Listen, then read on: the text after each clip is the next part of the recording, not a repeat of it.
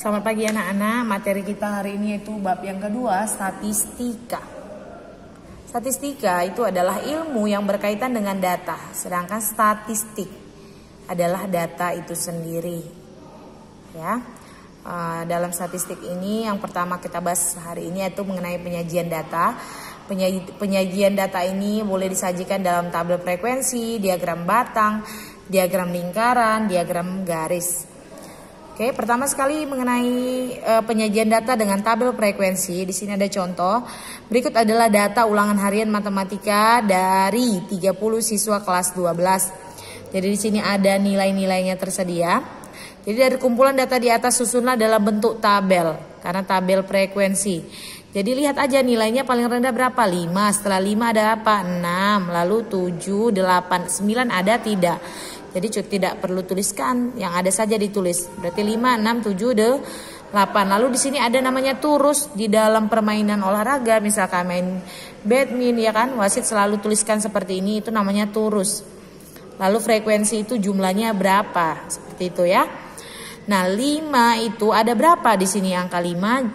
1, 2, 3. Makanya turusnya 1, 2, 3, ditulislah frekuensinya 3. Angka 6 juga ada berapa? 6 itu ada 10. Ditulislah 10. Angka 7 itu di sini ada berapa?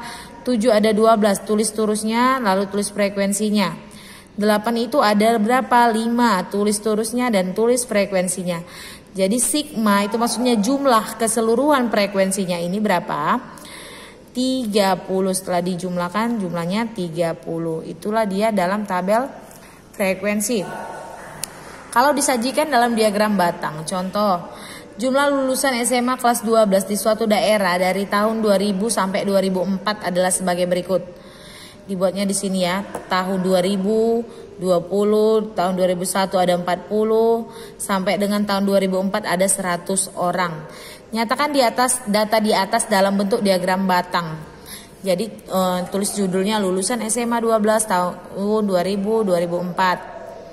Oke, selanjutnya buatlah di sini. Ini untuk tahun, di sini untuk jumlahnya ya. Tahunnya tadi 2000, 2001, 2002, 2003, 2004. Jumlah siswanya 20, 40, 50, 50 itu di tengah-tengahnya ini ya. Lalu 70 di tengah 60 dan 80. Lalu 100. Jadi buat diagram batang. Namanya diagram batang, berbentuk batang ya.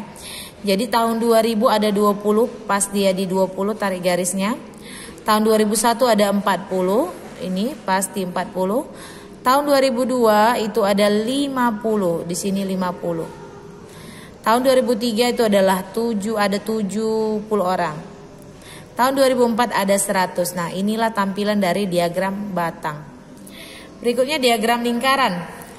Tabel berikut menunjukkan banyak siswa menurut tingkat sekolah pada tahun 2019. Waktu SD ada 175, SMP ada 600, SMA ada 225. Dari soal tersebut kita disuruh menyajikan data dalam bentuk diagram lingkaran. Jadi dalam diagram lingkaran ini kita cari dulu jumlah seluruh siswanya tadi. Yaitu kita jumlahkan 175 tambah 600 tambah 225. Jumlah keseluruhannya adalah 1000. Jadi pertama kita menentukan besar persentasi. Di mana menentukan besar persentasi ini kita bagi. Tadi kan ada SD, SMP, SMA. Jumlah siswa yang SD dibagi jumlah seluruh siswa dikali 100%. Hasilnya 17,5%. Untuk yang SMP, jumlah siswa SMP 600 dibagi jumlah seluruh siswa kali 100% yaitu 60%. Untuk yang SMA 225 bagi 1000 ya kan, kali 100% hasilnya 22,5%. Itu persentasinya. Sekarang untuk menggambarkannya kita butuh derajat. Ya. Menentukan besarnya sudut. Untuk yang SD 175 jumlah SD dibagi jumlah seluruhnya dikali sudut dari lingkaran itu adalah 360 derajat. Hasilnya 63 derajat. Demikian untuk yang SMP juga. SMP 600 ya, kalikan 216 derajat. SMA 81 derajat. Jadi ini digambar menggunakan busur supaya kita tahu yang mana yang lebih besar ya. Jangan sampai nanti lebih besar yang SMA dibandingkan yang SMP, padahal SMP sudutnya paling besar begitu.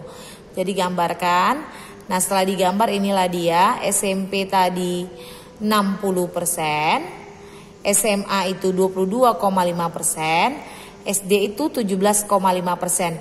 Ini untuk apa, Bu? Sudutnya untuk membuat gambar ini, batas-batasannya. Dia untuk ke situ fungsinya. Oke ya, Nak?